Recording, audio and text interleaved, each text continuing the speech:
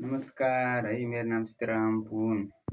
म तपाईँहरूले चाहिँ आज म भ्रमणको क्रममा जाँदै गरेर मैले एउटा व्यवसाय व्यक्तिले भेट्ने अवसर मिल्यो होइन। उहाँले चाहिँ के भन्नुभयो भन्दाखेरि है, हामी चाहिँ हाम्रो अहिले युवाहरू महिनाको 1 लाख कमाउनुलाई हामीले 5 लाख तिरेर जान्छौँ विदेश होइन। विदेश गए पनि हामीले त्यहाँ आफ्नो लगानी अनुसार पैसा कमाउन सक्दैनौँ र हामी पछि बिग्रिएर आएर हामीले हाम्रो घर जग्गा जमिनहरू बेच्ने अवस्था आउँछ र हामीले चाहिँ हाम्रै देशमा केही गर्नुपर्छ। हामीले आफ्नो आवश्यकता हाम्रो स्थानीय स्तरमा उत्पादन हुने सामानहरू उत्पादन गर्न सक्यौँ भने हामीले आदान प्रदान गर्न सक्यौँ भने हाम्रो व्यवसाय राम्रो हुनसक्छ। त्यसैले हामीले विदेशभन्दा व्यवसायलाई चाहिँ प्राथमिकता दिनुपर्छ र हामीले व्यवसायलाई राम्रो बनायौँ भने हाम्रो देश चाहिँ हामीले आफ्नो भने जस्तो जीवन चाहिँ बिताउन सक्छौँ र सुखी र समृद्धि जीवन बिताउन सक्छौँ।